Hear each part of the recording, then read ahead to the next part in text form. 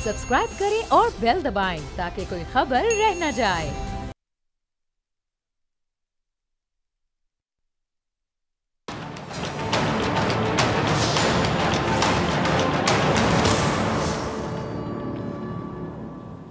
अस्सलामुअलैकुम। प्रोग्राम में खुशामदीद। नाज़रीन, बचपन से एक ही बात हम सुनते आए हैं कि जी हमारे खिलाफ साजिश हो रही है, कभी अंदरूनी साजिश हो रही है, कभी बैरूनी साजिश हो रही है, कभी लंदन से, कभी अमेरिका से, लेकिन मजाल है कि कभी ये साजिश किसी मंतकी अंजाम तक पहुंची हो।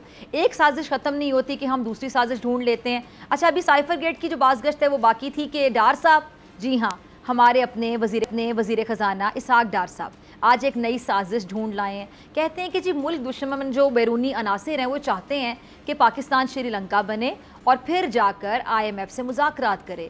यानी डार साहब के मुताबिक पाकिस्तान के ख़िलाफ़ जो जियोपॉलिटिक्स हो रही है कि किसी तरह से पाकिस्तान दिवालिया हो जाए। अब सवाल ये है कि जो इलेक्शन से पहले ही ये जो ऑप्टिक्स हैं क्यों इख्तियार किए जाते हैं और क्या इनसे कोई फ़ायदा होता है किसी किस्म का। अच्छा, साबिक वज़ीर आज़म जाते जाते पर्चा लहरा गए थे कि उन्हें घर बेच कर मुल्क के साथ मुनज़्ज़िम साथी, और इसहाक डार साहब भी अब क्या करें, सारा मलबा IMF और आप देख लें कि जो नादिदा ये जो बैरूनी ताकतें हैं उन पर डालकर बज़ाहिर आप कह लें कि इलेक्शन मुहिम का जवाब पैदा करते दिखाई दे रहे हैं। लेकिन अवाम माशी बहरान का जिम्मेदार किसको समझती है? जो साजिश गरीब के साथ हुई है, महंगाई की साजिश, महंगाई की सूरत में, और बजट कितना अवाम दोस्त है, इस पर लोगों का क्या कहना है? ज़रा अवाम की राय जानिए खुद अवाम से। हमारा सेगमेंट देखिए, बोल अवाम बोल। इसमें अवाम दोस्ती नाम की कोई शय नहीं है। बाकी आप खुद निकाल लें कि अवाम दुश्मनी किस हद तक है। इसमें बेचारे गरीब को कोई रिलीफ नहीं मिला। आटे दाल का भाव बढ़ गया, रुपए की वैल्यू गिर गई। महंगाई वैसे ही, महंगाई बढ़ती जा रही है लेकिन कम नहीं हो। महंगाई में पीसी जा रही है अवाम, ठीक है। अभी तक तो हमें भी कुछ नज़र नहीं आ रहा कि ये चीज़ें सस्ती होंगी। इतनी महंगाई हो गई है कि आम आदमी तो पिस के रह गया है और हर चीज़ पहले से ज़्यादा महंगी हो गई है। ये बजट तो ये समझे कि आवाम दुश्मन बजट है। नहीं, देखेंगे ये आवाम दोस्त बजट नहीं है। पहले भी बजट पेश हुए हैं कि हुकूमत कहती है ये आवाम बजट है, ये आवाम के क्या फ़ायदा सोचती हैं। आप आटा देख लें, घी देख लें, चीनी देख लें, बाकी चीज़ें देख लें, आप पेट्रोल का देख लें, कोई चीज़ भी कमी नहीं हुई। कोई रिलीफ नहीं है, कोई रिलीफ, वैसी की वैसी चीज़ें हैं, कोई रिलीफ नहीं है, ना ये रिलीफ दे सकते हैं। ये हमने 30 साल इनको आजमाया है कि बजट तो अवाम दोस्त है ही नहीं, इसमें अवाम को कोई फ़ायदा नहीं है। जिस तरह की हुकूमत बनी है अब बारे नियारे के लिए बनी है, बस लूट मार के लिए आए हैं।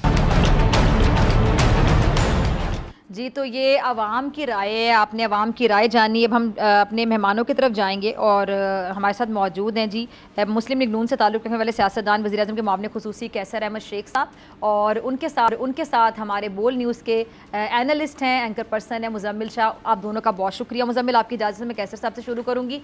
कैसर साहब, वज़ीर ख़ज़ाना कभी IMF को आँखें दिखाते हैं, कभी ड्रामाबाज कहते हैं, फिर कर्ज़े के लिए इन्हीं की हिदायत पे चलते हैं और बकौल वज़ीर आज़म साहब के नाक से लकीरें निकालते हैं, एक एक घंटा फ़ोन पर मनाने की कोशिशें करते हैं, अवाम को कर्ज़ मिलने का यकीन दिलाते हैं, और फिर जब नहीं हो पाता है तो फिर इसे आलमी साजिश करार दे देते हैं। कुछ समझ नहीं आ रही है, क्या कहेंगे? ज़रा समझा दीजिएगा आसान अल्फाज में नाज़रीन को। बिस्मिल्लाहिर्रहमानिर्रहीम।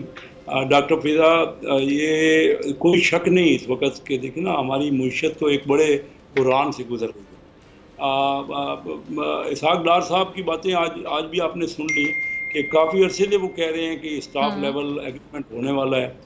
हम उनको एक साल जब से वो आए हैं, पिछले 8-10 महीने से, हम उनको स्टैंडिंग कमेटी फाइनेंस में हर बार रिक्वेस्ट करते हैं आए, हमें बताएं, को एक्सप्लेन करें कि IMF के साथ क्या हो रहा है और बाकी महंगाई के बारे में क्या हो रहा है। तो वो इत्तफाक है कि वो बिजी बहुत होंगे, हमारे यहाँ वो आ नहीं सके, और हमारे तमाम मेंबर इस बात को महसूस करते हैं कि वो अगर आएँ तो हमें ब्रीफ करें, क्योंकि हम तो एजेंडे में हर बार रखते हैं कि IMF के साथ क्या डेवलपमेंट है। डॉक्टर आयशा गौस आती हैं, वो हमें कुछ अपने तौर पे बताती हैं, लेकिन कोई तफसील नहीं, ना ही स्टैंडिंग कमेटी फाइनेंस में, ना ही नेशनल असम्बली में कोई तफसील बताई जाती है। तो इस तरह मुल्क जो है ना, देखिए मुझे पता है मियाँ शहबाज शरीफ साहब बहुत मेहनत कर रहे हैं, खुद उन्होंने 1 घंटा IMF की मैनेजिंग डायरेक्टर से टेलीफोन पे बात की और अपनी तरफ से भरपूर उन्होंने लॉबी भी की और कोशिश की कि पाकिस्तान के जो ये मुश्किलात हैं वो दूर हो जाएं। देखिए इस बजट में डायरेक्शन तो आवाम की तरफ हुई है। इसमें अगर कोई कह रहा है ना आवाम वाला, ये मैं नहीं कह रहा, हमें मुश्किलात हैं बहुत, और ये कोई पिछला 1 साल पहले से देखें तो महंगाई बहुत बढ़ी हुई है। लेकिन इस बजट में मुझे भी साथ रखा गया, पहली बार हमने डायरेक्शन आम आदमी की तरफ की। आप खुद मानेगी कि तनख्वाह 30-35% बढ़ गई। हमारे यहाँ 50,000 हम सोलर पे लेके आ रहे हैं ट्यूबवेल्स को, जो कि छोटा काश्तकार है जिसकी वो बिजली का बिल बहुत होता है। फिर हमने बेनज़ीर इनकम सपोर्ट जो साल पहले 250 अरब थी वो 450 अरब कर। कैसर साहब हमारे साथ हैं। जी जी जी, फिर मैं ये कैसर साहब प्लीज आप देखिए ना, पहली बार SMEs को यानी दरमियाने और छोटे बिजनेस को ज़्यादा कर्जों की तरफ बैंक को कहा गया है, और कहा गया है कि अगर आपको रिस्क है इसमें तो रिस्क का कुछ हिस्सा हम हुकूमत बर्दाश्त करेगी। तो ये अच्छा, अभी रिसेंटली क्योंकि दुनिया में पाम ऑयल की कीमतें कम हुई हैं, हमारे यहाँ भी कम हुई, कुछ ऑयल की क्रूड ऑयल की कीमतें कम हुई, हमारे यहाँ भी कम हुई, थोड़ा सा फ़र्क है। लेकिन हमें कोई क्लियर नहीं है, जो हमारी इकानमी है ना वेंटिलेटर पे है इस वक्त भी। हम हर वक्त on the verge of default हैं throughout these last 6-8 months. और ये कोई बात हम नहीं कर रहे। पहली बार शब्बर ज़ैदी जो कि PTI हुकूमत के उनके FBR के चेयरमैन रहे, वो उन्होंने कहा कि ये दुकान नहीं चल सकती, तो 2021 दिसंबर में कहा। तो ये हालात, और फिर PTI की हुकूमत ने इन हालात में $3 अरब 580 अमीर फैमिलीज़ को ऑलमोस्ट फ्री बगैर किसी सूद के दे दिया। जो मैं बार बार हर स्टैंडिंग कमेटी में पूछ रहा हूँ, मैं हर प्रोग्राम में PTI वालों से कोई जवाब किसी के पास नहीं है कि उन्होंने इन हालात में अगर आज 3 अरब हमारे रिजर्व और होते, या जो 3 अरब डॉलर 87,000 करोड़ रुपए बनता है, वो पैसा हुकूमत ने तो कर्जा ले लिया और 15,000 करोड़ उस पर सूद भर रही है हर साल, और अमीर फैमिलीज को क्यों दिया? मैं पूछता हूँ, मेरे तलक वाले हैं, मैं रिप्रेजेंट करता हूँ उन चैम्बर ऑफ कॉमर्स कराची को, वहाँ भी लेकिन बात ये है कि वो SME को दिया जाता, वो छोटे काश्तकार को दिया जाता, वो आम लोगों को दिया जाता, या फिर वो रिजर्व रख लिया जाता था कि हमारे पास ये जो मुश्किलात हैं, $1 अरब लेने के लिए आज हम जो पोजीशन हो रही है, और जिस तरह के वो नाकों चने चबा रहे हैं, लेकिन कुछ नहीं ना, बहुत हमने तो कैसर साहब, मैं आपकी इजाज़त से मुजम्मिल शाह को भी ज़रा शामिल गुफ्तगू कर, तो फिर आपको मौका देती हूँ। आप दोनों मेरे साथ हैं। मुजम्मिल, मैं आपकी तरफ आना चाहती हूँ। मुजम्मिल, ये आप बहुत से लोग सवाल उठा रहे हैं, बहुत सी बातें हो रही हैं कि जी मईशत जो है वो वेंटिलेटर पर है, और प्राइम मिनिस्टर साहब दौरों पर हैं, फिर डार साहब भी आके सारी बातें बताते हैं, समझाने की कोशिश करते हैं, लेकिन अवाम आपको पता है वो नहीं समझ पाती। अवाम को तो नहीं समझ आती बहुत सी। मैं अक्सर बजट वाले दिन भी बात कह रही थी कि अवाम को तो GDP का भी नहीं पता होगा ना। बहुत कम लोग हैं हमारे यहाँ जो तमाम इकोनॉमी को इन टर्म्स को समझते हैं। आम बंदा जब आपको भी मिलता होगा, किसी सहाफ़ी को भी मिलता होगा, तो सिर्फ ये कहता है कि बताएं कि महंगाई कब ख़त्म होगी, बताएं चीज़ें कब सस्ती होंगी, आप बताएं कि पेट्रोल कब सस्ता होगा, ये हम जो अशिया खुरोनोश लेते हैं ये कब सस्ती होंगी। तो आसान अल्फाज में आप समझाएगा, आपको क्या समझ आ रही है? देखिए, इसमें तो जो बड़ी डेवलपमेंट है वो ये, जिस तरह आज डार साहब ने कहा है कि पेट्रोलियम की कीमतें बरकरार रहेंगी। IMF डिमांड कर रहा है कि लेवी को 10 रुपये बढ़ाया जाए, वो नहीं माना। दूसरी चीज़ ये है कि इस साल कल भी हम डिस्कस कर रहे थे कि $3.7 बिलियन पाकिस्तान ने रेमिटेंसेस की मद में लूज कर दिए हैं। जो बाहर से लोग पैसे भेज रहे थे उसमें $3.7 अरब की कमी वाक़ई हुई है, जबकि पाकिस्तान को IMF की अगली ट्रांच $1.1 अरब चाहिए थी, वो मिली नहीं। लेकिन उसके मिलने से पहले ही 3.7 लूज कर गए, और ब्लैक मार्केट में डॉलर आ रहा है यहाँ पे, जिसमें 20 रुपये महंगा बिकता है, उसकी रेगुलेशन नहीं होती। उसके अलावा डार साहब का बयान जो आज सुबह का था, जिसमें वो ये कह रहे हैं कि IMF की हर शर्त नहीं मान सकते, हमने IT सेक्टर को इंसेंटिवाइज करना है, आपकी बात सुन के उसको रिवर्स नहीं करेंगे, हम एक सॉवरन कंट्री हैं। इसके अलावा उन्होंने ये भी कहा कि हमारा जो स्टेट बैंक है उसमें ऐसी तरमीम की उसके बिल में कि वो हमसे छीनने की कोशिश की गई है। तो अब लग ये रहा है कि इट्स IMF वर्सेस इसहाक डार साहब, और वो फ्रंट ऑन सामने आकर ये कह रहे हैं कि आपकी बात हम नहीं सुन सकते, और इसके इम्प्लीकेशंस यही होंगे कि प्रोग्राम मुकम्मल नहीं होगा और नेक्स्ट प्रोग्राम नेगोशिएट करने की पोजीशन में नहीं रहेंगे। अब वो क्यों ऐसा कर रहे हैं, सवाल ये है। वो इसलिए कर रहे हैं कि उनको अगर नज़र आ चुका है कि अगस्त में हमारी गवर्नमेंट जा रही है, इंटरिम गवर्नमेंट आएगी, वो जो मर्जी करे, हमारा कोई ताल्लुक नहीं है इससे। ऑन पेपर बजट ऐसा देना है कि हर कोई खुश हो जाए उससे। नज़र ये आए कि ये बजट बहुत बेहतरीन है, इसमें किसी के भी कट्स नहीं लगे, इसमें एक्स्ट्रा टैक्सेशन बहुत हैवी किस्म की नहीं हो रही, इसीलिए ऑन पेपर एक अच्छा बजट दे के आप चले जाएं। हाँ, उस पर एप्लीकेशन होती है या नहीं होती, इतलाक होता है या नहीं होता, वो दूर की बात है। तो वो करके सिर्फ 1 महीने की प्लानिंग है। उसके बाद जो करना है इंटरिम गवर्नमेंट ने करना है, उसके ऊपर भी एक पार्टी ये सोच रही है कि फौरी इलेक्शन हो जाए, एक पार्टी ये कह रही है कि नहीं, जो अगला सेटअप आएगा निगरान सेटअप, वो कम से कम 6 महीने या 1 साल चले ताकि हमारी ये मैल परफॉर्मेंस जो है ये धुल जाए। तो ये माइंडसेट है, जहाँ पर 1 महीने की माइंडसेट से पॉलिसी बनती हो, वहाँ पर आप क्या बता सकते हैं कि अगले महीने के बाद क्या होगा? उसकी वजह यह है कि हमने सोचा ही नहीं उसके पास। इकोनॉमिक पॉलिसीज जो हैं वो 1 डेकेड की या 20 साल की, 30 साल की बना करती हैं। यहाँ पर सिर्फ ये बनता है कि अगले महीने का सर्वाइवल कैसे करना है, इसका सोच लो, बाकी रहने दो। तो ऑब्वियसली ये फार साइटेडनेस दिखाई नहीं दे रही डिसीजंस में, और डार साहब जो हैं वो एंटी IMF पॉलिसी लेकर चल रहे हैं। इसके इम्प्लीकेशंस क्या होंगे, भयानक भी हो सकते हैं, क्योंकि अगर दोस्त ममालिक आके हमें बेल आउट नहीं करते, then it would be an absolute disaster. ठीक है, अच्छा कैसर साहब, मैं आपकी तरफ आना चाहूँगी। कैसर साहब, एक इसहाक डार साहब पे ना एतराज़ ये उठाया जाता है, एतराज़ ये किया जाता है कि वो 90 के अंदाज़ में अभी तक मईशत चला रहे हैं। जैसा डॉलर के मामले में भी उन्होंने यही किया। फिर एक चीज़ पे बड़ा एतराज़ किया जाता है कैसर साहब के वो बड़ी जल्दी गुस्से में आ जाते हैं। अब ज़ाहिर बात है, सवाल आपसे भी पूछा जाता है, तमाम सियासतदानों से सवाल पूछा जाता है। अब आप देख लें कि गुस्से के बारे से जो बात की जाती है उसका ये आलम है कि वो कह रहे हैं मैं नहीं जानता कि आखिर IMF चाहता क्या है, क्यों कर्ज नहीं दे रहा है। तो ये जो एटीट्यूड है या जो बिहेवियर है, ठीक है, इसमें आपको नहीं लगता कि अब ऑलरेडी अवाम परेशान है, महंगाई हो रही है, हुकूमत का भी चैलेंज है, मईशत ज़ाहिर बात है बहुत बड़ा चैलेंज है, और मेरे ख्याल से बड़ी चैलेंजिंग मिनिस्ट्री होती है वजारत ख़जाना, तो उन्हें चलें वो हौसला दे सकते हैं या ये जो गुस्से में आ जाते हैं इस चीज़ को कंट्रोल कर लें? जी, मैं आपसे देखें ना, आप जो कह रही हैं ये वक्त तो ठंडे दिल से, ठंडे दिमाग से काम करने का है। IMF को भी यही बात हुई ना, देखिए ना, यानी आप इस बात से एग्री करते हैं ना कि गुस्सा करने का वक्त नहीं है ये? देखिए, ये ठंडा दिमाग से ये समझने के मामलात हैं, क्योंकि IMF के बगैर पाकिस्तान नहीं चल सकता। 22-23 बार तो हम IMF के पास गए हैं। अगर ये उसके बगैर होता तो अभी तक हो गया होता ना। अब बात हमें उनकी ज़रूरत है इस वक्त, तो हमें, मैं तो यही कह रहा हूँ कि अगर किसी वक्त ये करें, कैप्टन को भी ये चाहिए, मियाँ शहबाज शरीफ साहब से, जो कि बड़े विजनरी और बड़े जो समझने वाले शऊर वाले हैं। मैं कहता हूँ कि अगर आपकी टीम का एक बॉलर आउट नहीं कर पा रहा या IMF से समझौता नहीं कर पा रहा, तो आप बॉलिंग चेंज करके किसी और ऐसे नॉन ट्रेडिशनल बॉलर से, मैं खुद बिल्कुल उम्मीदवार हूँ, मैं आया ही पॉलिटिक्स में इसीलिए था कि मैंने दूसरे दुनिया के मुल्कों को देखा और मेरी ख्वाहिश है कि मैं कुछ डिलीवर कर सकूं, क्योंकि मेरे नालियां और गलियां बनवाने के लिए तो नहीं आया था।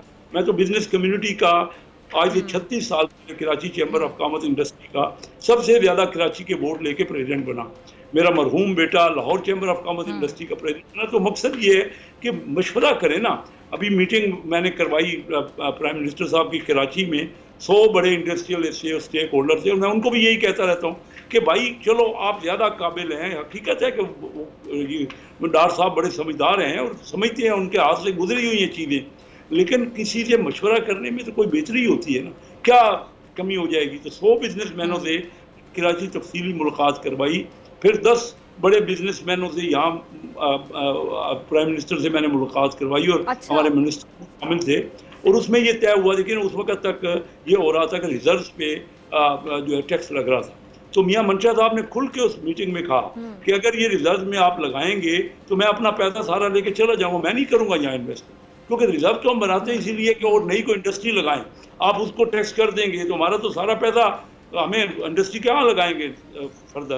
तो वो बात मान ली मियाँ शहबाज शरीफ। मैंने SMEs के ऊपर आपके हर प्रोग्राम में आप देखते हो कि जोर देता हूँ कि हमारे यहाँ SMEs को 7% सिर्फ कर्जा मिलता है, 93% बड़ों को मिलता है। और मैंने कहा कि उनको दो कर्जा, कि वो इंजन ऑफ ग्रोथ हर मुल्क में SMEs होती हैं, और इन्होंने मानी है ये बात। इस बार मेरी इस बात पे अमल की है। मैं खुश हूँ कि मुझे शहबाज शरीफ साहब, मकसद ये है कि जब आप इंटरेक्शन ज़्यादा स्टेक होल्डर से मशवरा करते हैं तो मुल्क की यहाँ बेहतरी है।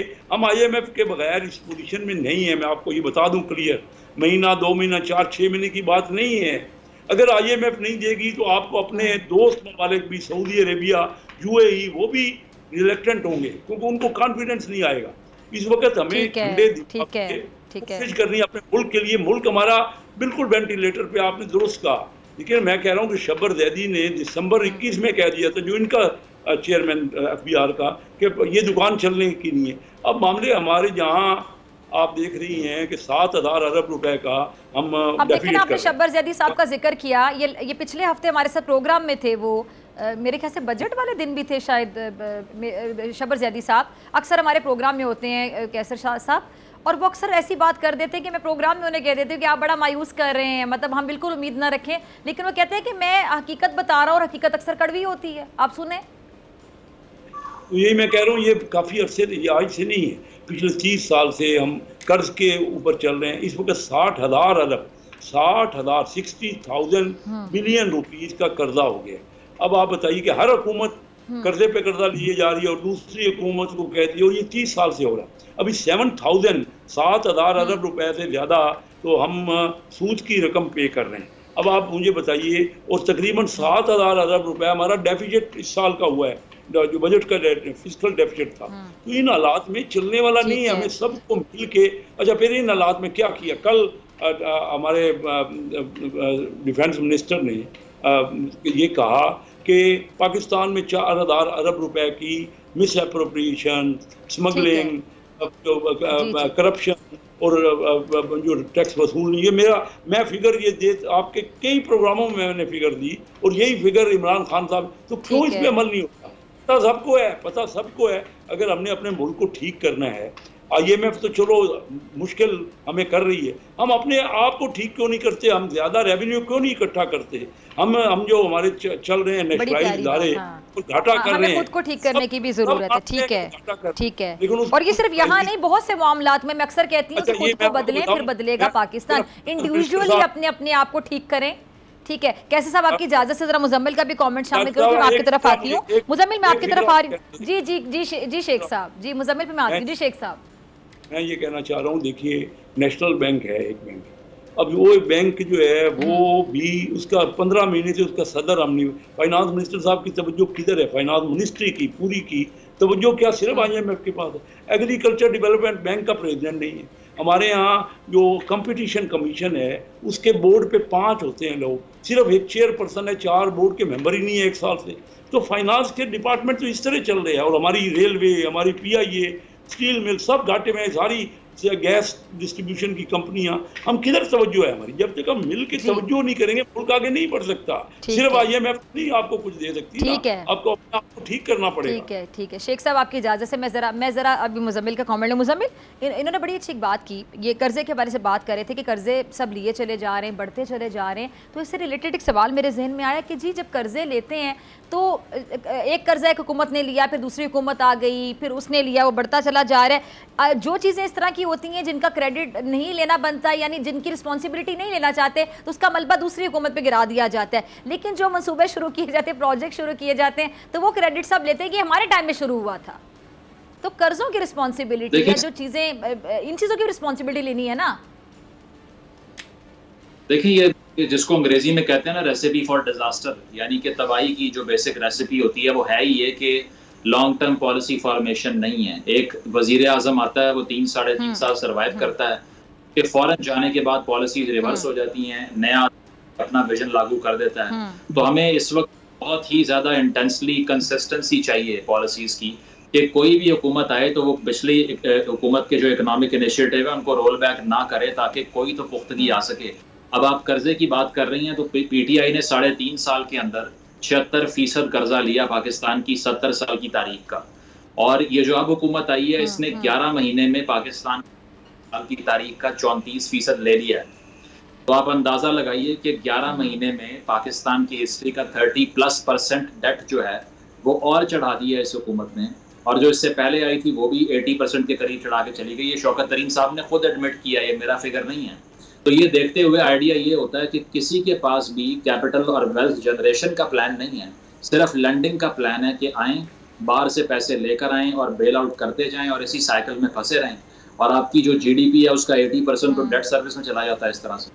तो अब ये करते करते हम जनरेशनल एक डेट जो है वो आने के ऊपर भी डाल चुके हैं। जो बच्चे अभी पाकिस्तान में पैदा नहीं ना हुए वो भी मकरूज हैं, और इसको रोक वही सकता है जो आके थोड़ा विजन पेश करे कि हमारे पास अल्टरनेटिव क्या है, बजाय इस लैंडिंग के क्राइसिस के जो रिपीटेडली करी जा रहे हैं। तो ये सियासतदानों को मिल बैठ के कोई मिसाल बात करनी चाहिए, 20 साल की पॉलिसी बनाए एटलीस्ट। ठीक है जी, ठीक है। ठीक है, कैसे हैं शेख साहब, मुजम्मिल साहब, आप दोनों का बहुत शुक्रिया। मुझे ब्रेक पे बाद मेरे साथ मौजूद होंगे शर्जील मेमन साहब और कराची में जो जियाला मेयर बन गया है मुर्तज़ा साहब, उस हवाले से बात करेंगे। अक्सर हम देखते थे कि सब वसीम अख्तर साहब का जब ज़माना था तो अख्तर इख्तियारात का रोना रोते थे, वो बेबसी लाचारी आके TV पर दिखाते थे कि जी मेरे पास फंड्स की कमी है। वो उम्मीद करते हैं कि कोई जियाला मेयर है और सिंध में हुकूमत भी इनकी, तो अब इस तरह का रोना नहीं रोया जाएगा। अच्छी एक्सपेक्टेशन है कराची को, क्या कुछ किया जाएगा, प्रायोरिटी बेसिस पे क्या चैलेंजेस होंगे मेयर साहब के, बात करेंगे ब्रेक के बाद। शर्जील मेमन मेरे साथ मौजूद होंगे।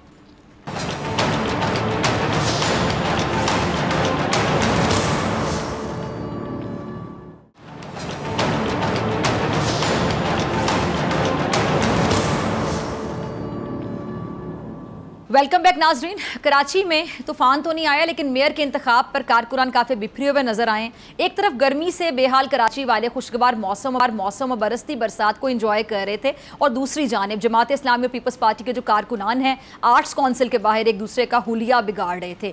अच्छा, बल्दियाती इलेक्शन के बाद से ही हम देख रहे हैं कि दोनों जमातें दावा कर रही थी कि जी कराची का जो मेयर है उनकी जमात से ही होगा, और कल सिराजुल हक साहब भी मेरे साथ प्रोग्राम में मौजूद थे, उनका भी दावा आपने सुना था। अच्छा, गैर हतमी अदादोशुमार के मुताबिक जो मुर्तज़ा वहाब साहब हैं उन्होंने बहरहाल ये मैदान आज मार लिया है, और कराची में मेयर का इंतखाब अगर मैं कहूँ कि कभी आसान नहीं था तो आप अग्री करेंगे, सेकंड करेंगे मेरी बात को। 1987 की अगर मैं बात करूँ 1987 में MQM का पहला मेयर मुंतखब होने से लेकर मुशर्रफ दौर में जमात इस्लामी के मेयर तक, और उसके बाद फिर मुस्तफ़ा कमाल या फिर वसीम अख्तर भी हमने देखा कि एतराज़ात से नहीं बच सके थे। साबिक जो मेयर है वो तो बख्तरबंद गाड़ी में हलफ लेने आए थे, हलफ लेकर वापस जेल चले गए थे। वसीम अख्तर साहब इख्तियारात का रोना रोते रोते मुद्दत पूरी कर गए थे, लेकिन पीपल्स पार्टी के जियाले जो अभी मेयर बन रहे हैं उनके पास मेरे ख्याल से ऐसा कोई जवाब नहीं होगा, और कराची के जो बेशतर मामलात हैं, इख्तियारात हैं, हुकूमत सिंध के ही मातहत हैं। अच्छा, पब्लिक ट्रांसपोर्ट का जो मनसूबा है अगर हम उसकी बात कर लें, सिंध जो सॉलिड वेस्ट मैनेजमेंट है उसकी बात कर लें, वाटर बोर्ड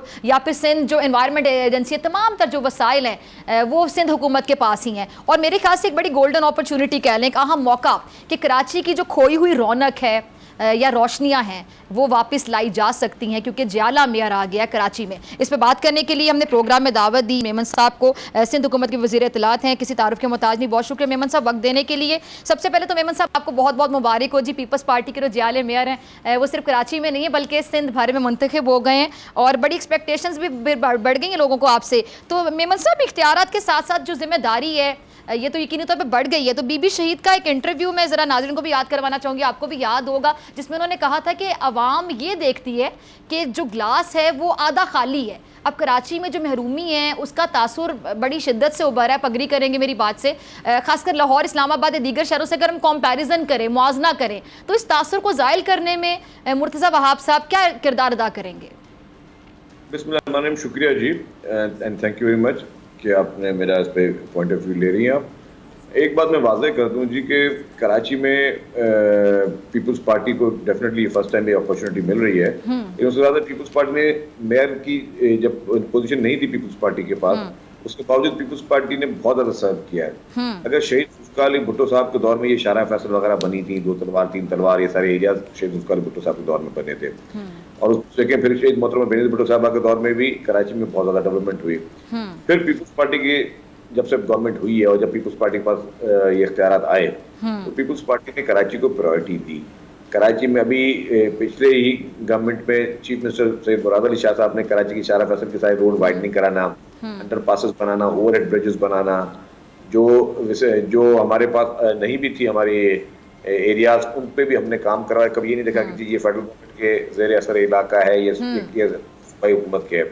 उन तमाम इलाकों में पीपल्स पार्टी ने बढ़ चढ़ के काम किया। उससे ज़्यादा रोड नेटवर्क पे अभी भी काम चल रहा है, इंफ्रास्ट्रक्चर पे। उसके साथ साथ जो मेजर चीज़ थी वो अभी हमने रेस्क्यू 1112 शुरू की। कराची की सबसे बड़ी कंप्लेंट थी solid waste management. Solid waste management में मेयर के पास भी पोजीशन है, वाटर बोर्ड में मेयर के पास पोजीशन, लेकिन सॉलिड वेस्ट ने अब कराची का कचरा जो है काफ़ी अरसे से उठाना शुरू कर दिया, जो कि माशाल्लाह कि अच्छा काम चल रहा है। फिर कराची की जो बड़ी डिमांड थी वो थी कि जी यहाँ पे वाटर प्रोजेक्ट स्टार्ट हो। वाटर प्रोजेक्ट्स में K4 पे काम चल रहा है, और हब डैम से जो काम वो भी हम शुरू कर रहे हैं कि हब डैम के जरिए भी पानी जो है वो पहुंचाया जाए कराची वेस्ट के इलाके में। लेकिन जो ये एक और जो इम्पोर्टेंट चीज थी जो अभी रिसेंटली चीफ मिनिस्टर साहब ने पब्लिक प्राइवेट पार्टनरशिप में वो चीज़ अप्रूव की है, वो की है कराची के लिए डीसैलिनेशन प्लांट। डीसैलिनेशन प्लांट के जरिए कराची, जो कि बहुत महंगा प्रोसेस है, बहुत महंगा पानी होता है, लेकिन उसके साफ और मीठा पीने का पानी जो है वो लोगों को मुहैया किया जा रहा है डिसैलिनेशन प्लांट के जरिए। फिर उसके बाद जो है डेफिनेटली बस सर्विसेज में रेड लाइन का काम चल रहा है, येलो लाइन का काम शुरू होने वाला है, ग्रीन लाइन चल रही है, ऑरेंज लाइन चल रही है, मतलब ये बसेस चल रही है, पीपल्स बस सर्विस लोगों के लिए चल रही है। फिर हम लेके आए पाकिस्तान में खवातीन के लिए वाहिद and first pink bus service, वो भी चल रही है। फिर उसके साथ जो हमने ईवी बसेस पाकिस्तान में पहले शुरू की हैं, जो इलेक्ट्रिकल व्हीकल्स पाकिस्तान में पहले किसी जगह नहीं चल रही, माहौलियात के हिसाब से कि पॉल्यूशन कम हो, वो आपको चल रही है।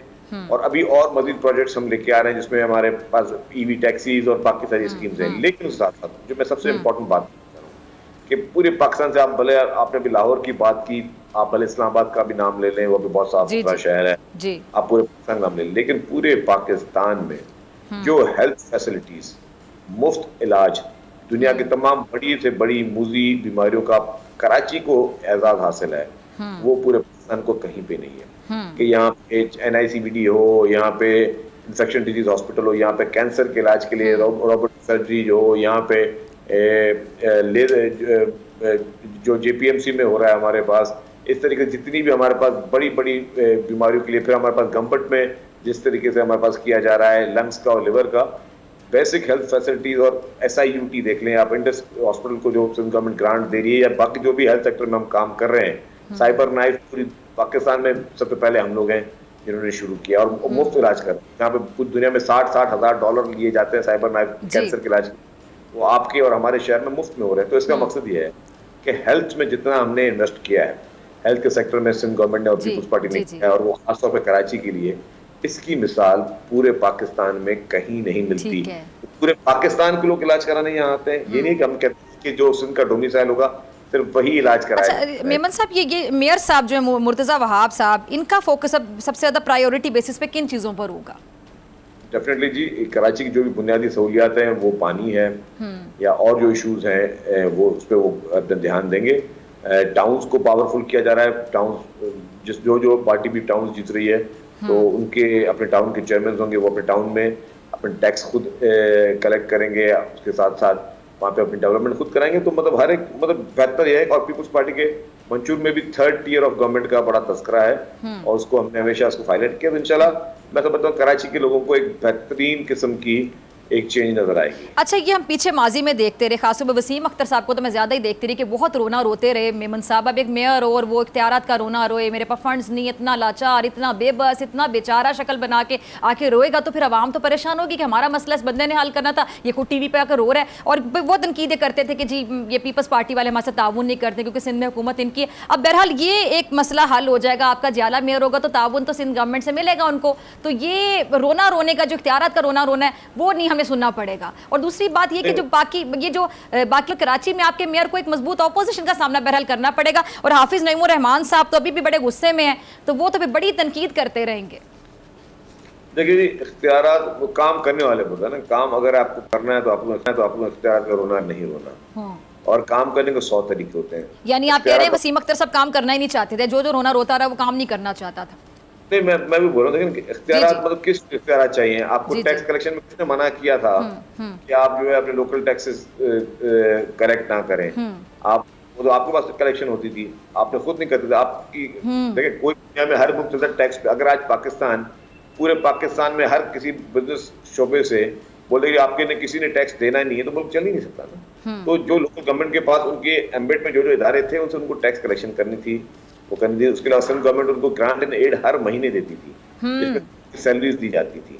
मतलब बहुत ज्यादा, मैं आपको बताऊं, कराची के लिए बहुत ज्यादा काम किया है। ठीक है, भी अरबों रुपए कराची पे बजट में लगाए गए हैं, और वो सिर्फ कराची के लिए। उसमें कोई भी ये नियत नहीं रखी गई है कि हमें कहीं वोटों के लिए लगाना है या हमें कहीं इलेक्शन जीतने के लिए लगाना है, क्योंकि जहाँ पे इंसान जात रहती है और इंसान जात को वो सहूलत देना हमारा काम है, वो हमारी रेस्पॉन्सिबिलिटी है। तो वो सारा काम पीपल्स पार्टी की सिंध हुकूमत ने किया है, और मैं आगे भी समझता हूँ कि डेफिनेटली अब मुर्तज़ा वहाब साहब के पास ये जिम्मेदारी आई है, वो बेहतर तरीके से पहले भी चला रहे थे, अभी और ज़्यादा बेहतर तरीके से चलाएंगे। अच्छा मेमन साहब, ये जो सिंध हाई कोर्ट का तहरीरी फैसला आया है कि जो बल्दियाती तरमीमी एक्ट है उसके खिलाफ जमात इस्लामी की दरख्वास्त मंजूर हुई, तो फिर ये जो बराह रास्त मेयर और डेप्यूटी मेयर का इंतखाब है ये कलअदम करार दिया जाएगा, तो ऐसे में पीपल्स पार्टी की स्ट्रैटेजी, हिकमत अमली क्या होगी? मैं नहीं समझता जी कि कलअदम करार दिया जाएगा।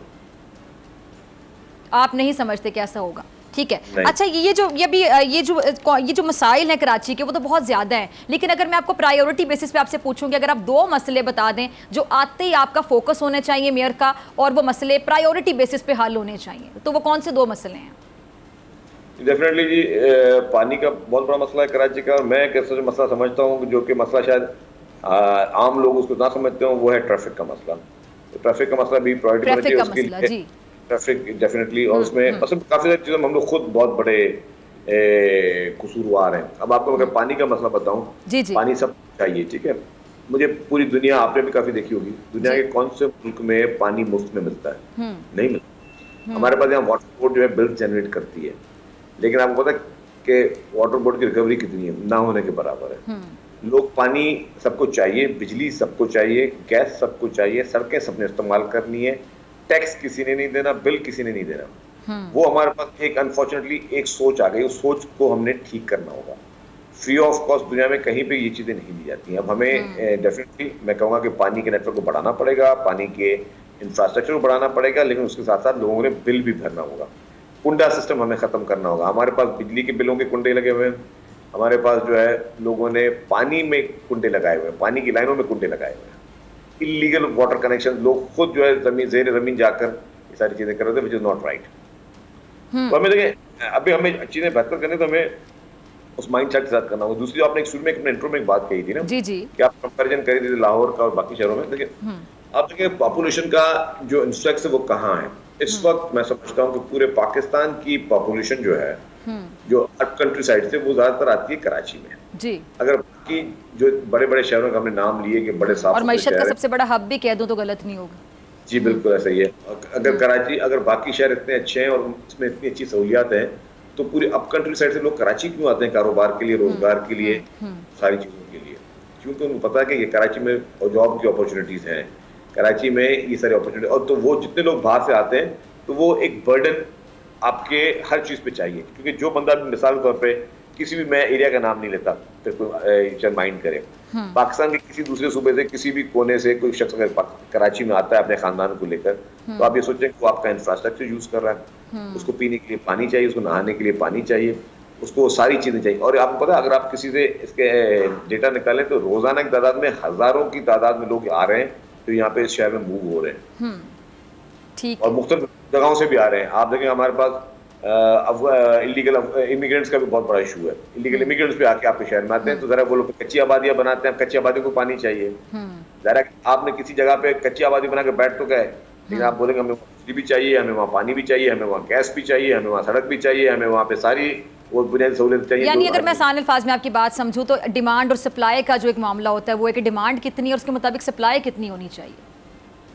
बिल्कुल, और मैं समझता हूँ कि जो इलीगल इमिग्रेंट्स का आना है वो बंद होना चाहिए। उसके लिए और बॉर्डर्स पे हमें करें इलीगल इमिग्रेंट्स को, वो हर हाल में, वो लॉ एंड ऑर्डर के लिए भी हमारे लिए बेहतर नहीं है, और वैसे भी जो हमारे इंफ्रास्ट्रक्चर पे हम जो इस वक्त अवेलेबल चीज़ें हम उनको ठीक कर लें कि मजीद बोझ उस पर और डिमांड ना बढ़ती जाए अननेसेसरी। ठीक है, आखिर में बस 2 से ढाई मिनट है, ज़रा मैंने कहा कराची से हट के भी थोड़ी बात कर लेते हैं। ये जो पंजाब में बड़ी मुतहरिक हुई पीपल्स पार्टी, जरदारी साहब लाहौर में बैठे रहे और लोगों से मुलाकातें भी होती रहीं, फिर कुछ लोगों ने जो अपनी पुरानी पार्टी छोड़ी और उन्होंने बड़ा पीपल्स पार्टी से रब्ते भी किए, कुछ के लिए आपके दरवाजे खुले थे, कुछ के लिए आप लोगों ने साफ कह दिया कि दरवाजे हमारे बंद हैं। तो पीपल्स पार्टी पंजाब में जो इनकी खोई हुई मकबूलियत है आप लोगों की, या वो जो पॉपुलैरिटी ग्राफ पंजाब में कम है सिंध के मुकाबले में, तो आने वाले इंतखाबात में आप उस खोई हुई मकबूलियत को दोबारा से हासिल कर सकेंगे? बिल्कुल, मैं आपको अर्ज कर लूँ कि पंजाब में इस वक्त, साउथ पंजाब में तो बहुत ज़्यादा अच्छा रिस्पॉन्स है, बहुत ज़्यादा, सेंट्रल पंजाब से भी काफ़ी अच्छा रिस्पॉन्स है, लेकिन साउथ पंजाब आपको सरप्राइज देगा। तो मैं समझता हूँ कि आइंदा इलेक्शन में लोग देखें जी, लोग देखते हैं क्या है कि कौन सी पॉलिटिकल पार्टी जो मेच्योरिटी की बात करती है, कौन सी पॉलिटिकल पार्टी जो जोड़ने की बात करती है, कौन सी पॉलिटिकल पार्टी जो रिकंसिलिएशन की बात करती है, कौन सी पॉलिटिकल पार्टी जिसने इस मुल्क के लिए किया है, कौन सी पॉलिटिकल पार्टी की लीडरशिप है जिन्होंने इस मुल्क के लिए अपनी जानों के नजराने दिए हैं, जिनकी खानदान तबाह हो गए।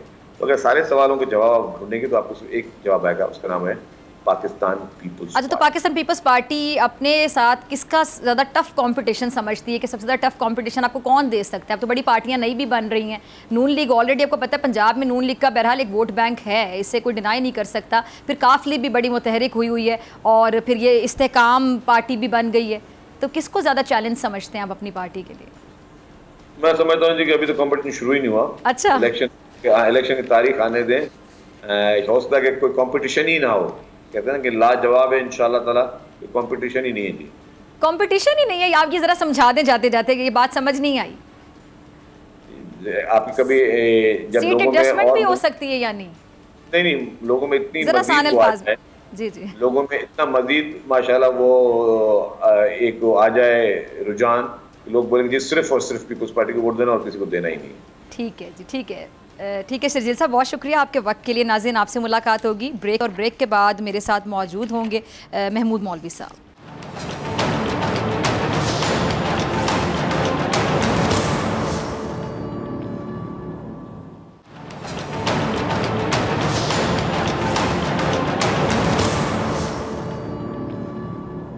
वेलकम बैक नाजरीन। इस्तेकाम पार्टी का जो मुस्तकबिल है वो अभी से गैर यकीनी की सूरत हाल से दो चार दिखाई दे रहा है। फवाद चौधरी, अली जैदी, इमरान इस्माइल की पार्टी में शमूलियत का जो मामला है वो अभी तक क्लियर नहीं था। और उधर PTI से जो उड़ान भरने वाले पंछी महमूद मौलवी साहब, जिनके बारे में ये समझा जा रहा था कि शायद वो बाकायदा जहांगीर तरीन साहब की पार्टी में बसेरे का फैसला कर चुके हैं, उन्होंने इन सब खबरों को गलत करार दे दिया। कहते हैं कि जो उन्हें इस्तेकाम पार्टी में शमूलियत की जो ऑफ़र है वो आई ज़रूर थी, लेकिन अभी तक उन्होंने इस पार्टी को ज्वाइन नहीं किया और उन्होंने ये दावा किया है कि जी उन्हें दीगर पार्टियों से भी शमूलियत की दावत है। अब इस सारी गुत्थी को सुलझाने के लिए हमने खुद उन्हीं को दावत दे दी है। स्टूडियोज़ में मौजूद हैं जी मौलवी साहब, हमारे साथ मौजूद हैं। महमूद साहब, बहुत शुक्रिया आपका ज्वाइन करने के लिए। सबसे पहले तो मैं आपसे ये जानना चाहूँगी कि ये जो इस्तेकाम पार्टी की लॉन्च तकरीब हुई उसमें आप मौजूद भी थे और लग रहा था कि जैसे आपने बाकायदा पार्टी में शमूलियत इख्तियार कर ली, लेकिन अभी पता चला है कि आपने शमूलियत इख्तियार नहीं किया, आपने इन खबरों की तरदीद कर दी। अब सवाल ही ज़हन में आता है महमूद साहब कि आपने तरदीद करने में इतना वक्त क्यों लिया? पहले भी कर सकते थे। नहीं, मेरे ख्याल से देखें, एक चीज़ मैं वाज़ेह कर दूं, मेरी बात बिल्कुल हो रही है और ये इसमें कोई ऐसे बात नहीं है कि हो सकता है मैं ज्वाइन भी कर लूं, मगर मैं इंशाल्लाह मंगल के सुबह तक अपना फैसला जो है फाइनल करूंगा।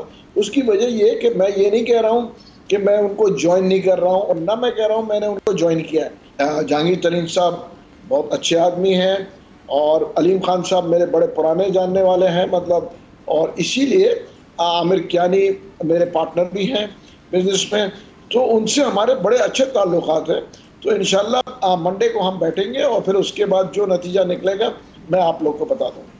मेरे ख्याल से आपने थोड़ा सा तो बता ही दिया महमूद साहब, मुझे तो कोई शक नहीं रह गया कि आप ज्वाइन नहीं कर रहे। नहीं, मगर देखें चीज़ इस वक्त अब आप ऑफिशियली बताएंगे। देखिए, मैं इस वक्त कोई स्टेटमेंट नहीं दूंगा ऐसे कि कहते हैं जब आप अच्छी बातें करना शुरू कर देते किसी चीज़ के बारे में तो आप अपना माइंड बना चुके होते हैं, और अगर आप किसी चीज़ को खो चुके होते हैं तो पहले से बुरी बातें शुरी कर देते हैं।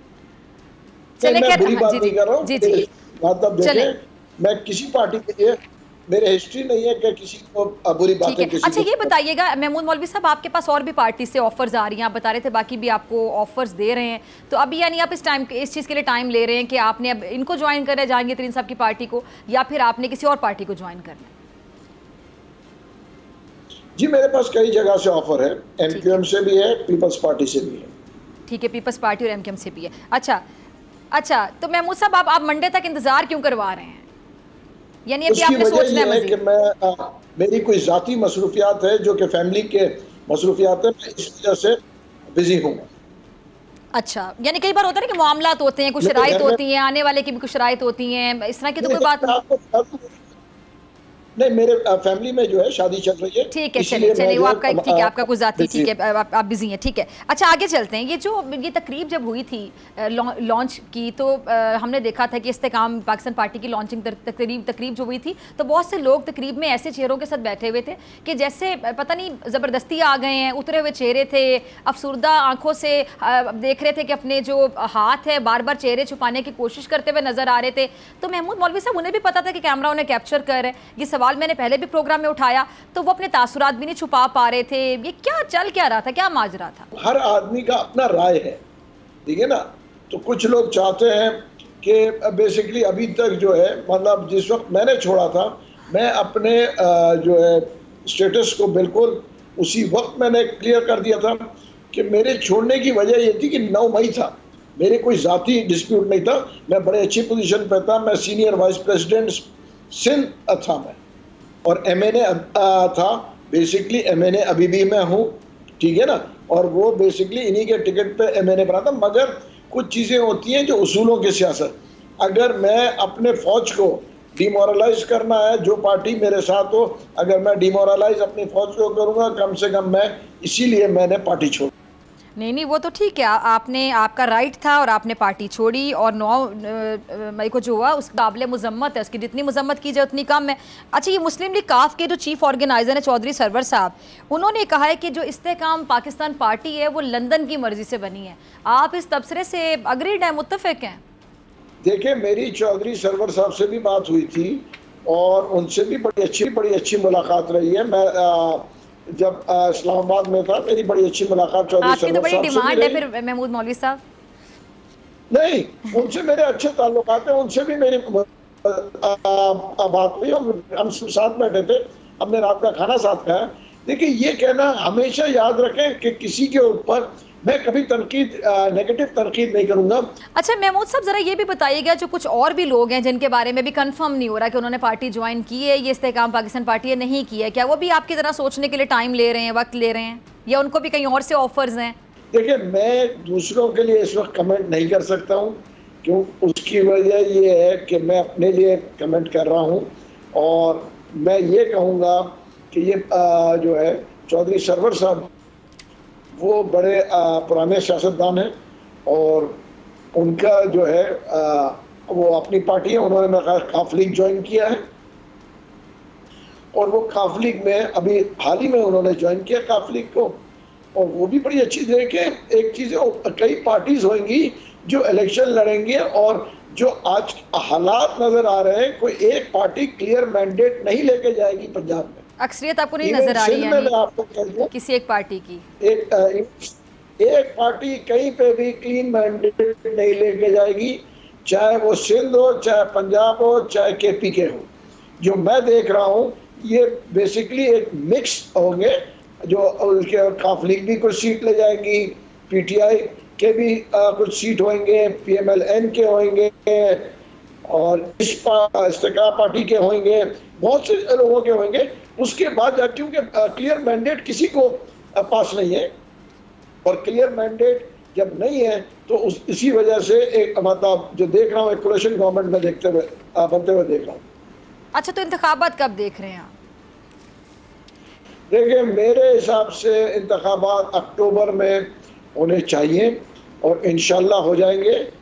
उसकी वजह यह है कि जितनी देर होगी और स्टेबिलिटी रहेगा तो इकोनॉमी को रहेगा।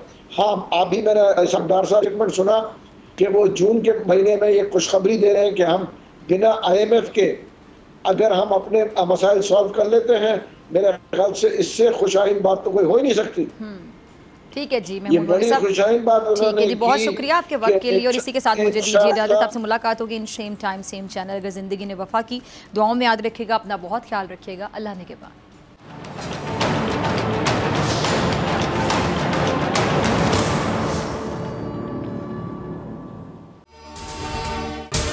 अगर आपको ये वीडियो पसंद आई तो सब्सक्राइब करें और बेल आइकन पर क्लिक करें।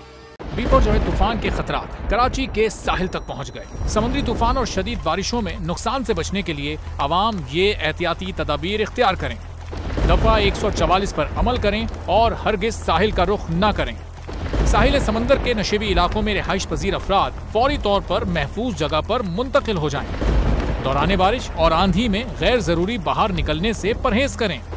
तमाम जरूरी अद्वियात प्लास्टिक के बैग में अपने साथ रखें। बिजली के तार और खंभों से दूर रहें और उन्हें हरगिज ना छुएं, ये जानलेवा हो सकती हैं। गाड़ी चलाते हुए एहतियात करें और स्लो ड्राइविंग करें। गाड़ियों और मोटरसाइकिल को बिजली के खंभों के नीचे पार्क मत करें। दरख्तों, साइन बोर्ड और PMT के नीचे खड़े ना हों। जनरेटर या पानी की मोटर को गीला होने से हत्तुल इम्कान बचाएं। सिंध हुकूमत और NDMA की जानिब से अवामी इमदाद के लिए हेल्पलाइन नंबर जारी किए गए हैं। आवाम से गुजारिश है, किसी भी इमरजेंसी की सूरत हाल से निपटने के लिए स्क्रीन पर मौजूद इन नंबर्स पर फौरी राब्ता करें। आंधी और तूफान से बचने की दुआ। ए अल्लाह, इसे रहमत बना और इसे अजाब ना बना। ए अल्लाह, इसे नफे वाली हवा बना और नुकसान वाली हवा न बनाएं।